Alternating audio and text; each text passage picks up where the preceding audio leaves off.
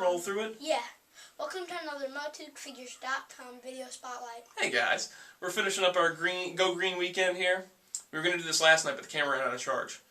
Hopefully it won't run out of charge this time. And we just tried to do this a second ago, but we messed up. So, and in that one we said, we're going to do this on our first take, it's going to be no problem. That didn't work. We jinxed ourselves. So we're trying again here.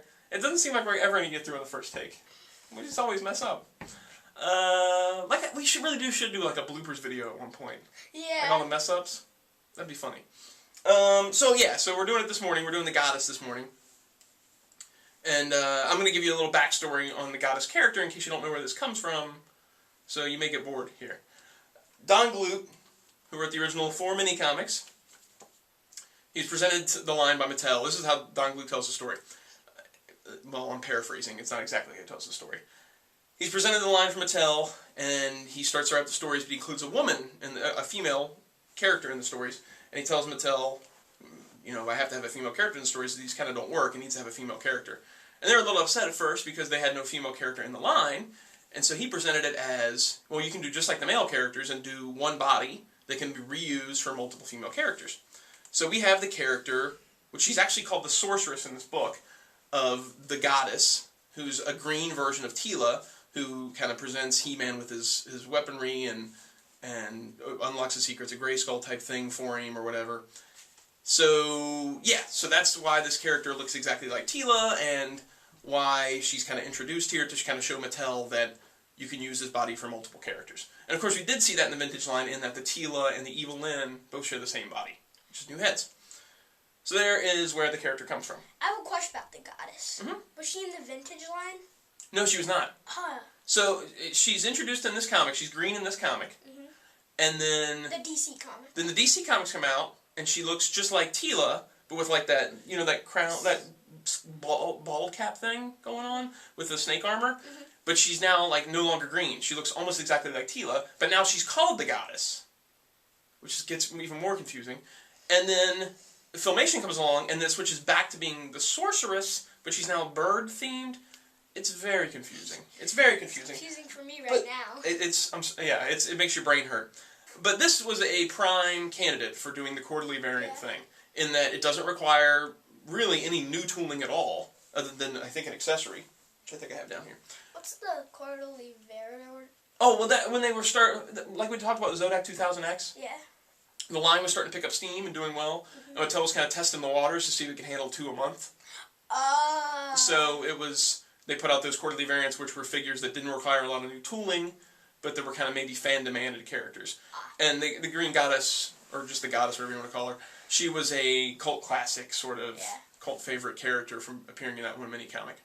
So they introduced her, and they created her as a separate character from the Sorceress in the MOTU storyline. Right. So what we have here, like I just said, is basically just the Teela figure all over again. Except now it's been molded in like a clear green plastic and different like paint job. So everything that was cool about the Teela figure is cool here. She does not have the alternate head with the hair, and she doesn't have the sword, and she doesn't have the staff. But she includes the snake armor and the shield, and that is all the same. She has a staff. She does, but it's different. We'll get to that when we get to the accessories. The thing about this figure is that being molded in this clear green plastic, it's bad. The plastic is really bad. Exactly. You move the legs a little bit, and the pelvis cracks all apart. You and Keaton both got them for Christmas from Chris, which was very nice of Chris, and you both took incredibly good care of them, but they both broke. Yeah, but you fixed them. I fixed them, yeah. So I mean, you can't really move these legs due to the skirt anyway, so I just popped them in there. Yeah, you don't like moving them anyway. You didn't even move them. We just came to your bin, and it was just sitting there in pieces.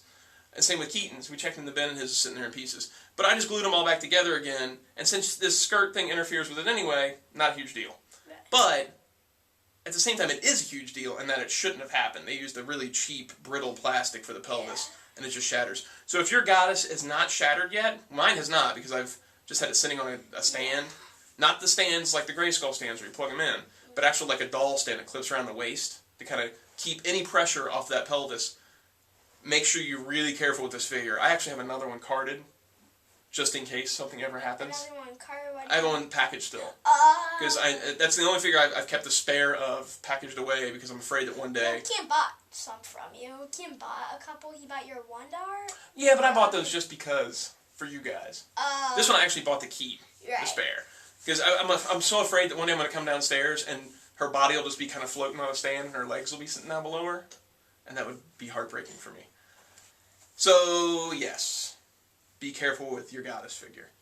Let's do the bio. Here we go. Now, she's got a little sticker over her real name. I tried peeling it off. Not a good idea. I remember what it's... I can't remember what it says now. I want to say it was maybe Vina or something. I don't remember. But it says something underneath here, and we all talked about it when the figure came out. And it was cool, whatever it was, and then they changed it to this. And I can't remember what it was now. Sorry, guys. I tried peeling it off. Not a good idea. Yeah, it makes a big mess. Yeah, not a smart idea. On, sort of. Sort of, yeah. Okay, so the goddess, trainer of He-Man. Real name, Sharella. I wish they would have been... Sharella. After the death of King Grayskull, the power of the universe was transferred from the Sword of He to the Council of Elders, who hid it deep within his castle. Knowing the full sword was the key to channeling the power, they split it into two to prevent it from falling into the hands of evil. For 5 centuries, they waited for a worthy heir to be born. During this time, their spirit guide, the creature known as the Goddess of Eternia, trained secret heroic guardians to keep the two halves of the sword separated. Many of these brave warriors took the name He-Man in honor of the sword they protected, giving birth to many different legends of the Protector of Eternia. You know, this isn't that bad. Yeah. In that, I kind of like that they're making her a separate character from the Sorceress. It wouldn't really make sense for the Sorceress to be this green character and then be the Falcon. And then, Sorceress. like, the other two figures, it's a different story. Exactly. It's... I mean, the same story. Yeah, exactly. So, well, I don't really know what you mean. I'm agreeing with you and I don't know what you mean. What are you talking about? You know, I don't even know. I don't even know, so we'll just move on. Okay, so it talks about the death of King Grayskull, transfers from the Sword of He, hide within the castle. That's kind of all 2000X.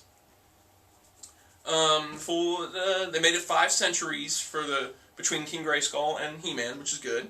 500 years. I think they started off at being 500 years, and that's way too short. Wait, 5 centuries is 500 years, isn't it? Mm-hmm. Yeah. Math is hard. So yeah, they have it as 5 centuries here. It would have been different if it was 5 millennia. Yeah. So it should be 5 millennium, and they changed that later on in the bios. At first it was 500 years, which is way too short a time between King Grayskull and He-Man. So they changed that later on. The creature, I don't know why they call her a creature. She trains secret hero guardians. I think that's kind of cool. I'm not a big fan of the idea of multiple He-Men, but I kind of like the idea of, like, maybe secret Grayskull warriors that are, like, defending the sword and things like that. They don't have to be called He-Men, in my eyes. What do you think about that? He-Man's the only He-Man. I agree. He-Man is the only He-Man. I don't mind there being a Vicor and there being a Wondar and things like that, but I don't like them being called He-Man. I like that they're called... I would call them, like, secret Grayskull warriors. Just guys that secretly defend Grayskull and the sword. Cool if all the Pre-Eternia guys come with that little ring or whatever. That would have been cool, the Grayskull Warrior ring. That would have been really cool. So, I mean, not too bad of a bio, though. Cool that they made her a separate character. Neat that we got a figure of her. But with the breakage issues, it's not one you really need to hunt down. You know, I mean, it's seeming like it's a really major problem across the board that this figure breaks. Yeah. So, I guess that's it for this one. Let's do a Battleground. What? Ready to do a Battleground? Oh, yeah. Alright, so we'll sign off and do a Battleground. Good journey. Good journey. See you guys next time.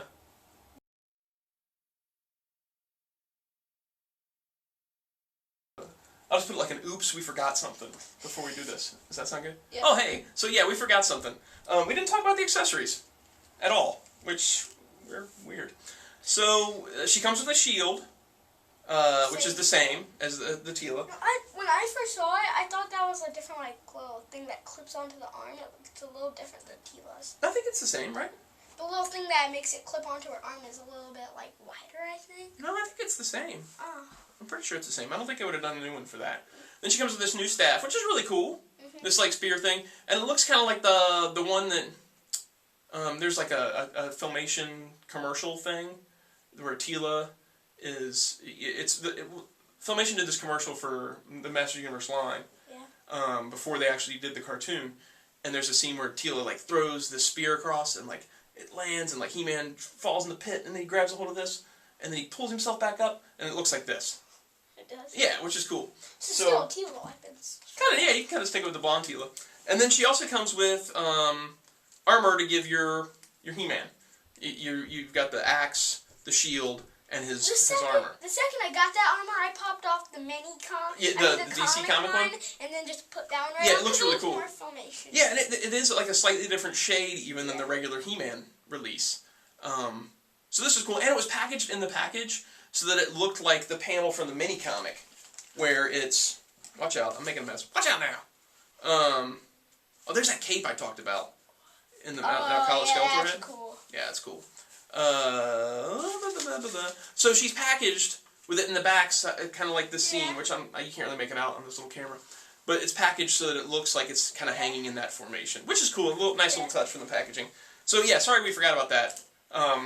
But now that covers everything, and now we'll do a battleground, right? Yep. All right. So good journey. We'll see you guys next time, and good journey again. Yeah. For real this time. You can turn it off. Walk away. Leave the room. Get on out of here. We're not coming back. Unless you want to watch the next video. Unless you want to watch the next video, but then you'll have to stop this video to get to the next video. Yeah. So go away. We're done. We've remembered everything, right? Yep. If we forgot something, it wasn't that important. All right. So we'll see you. Good journey. Next time. Later. Bye.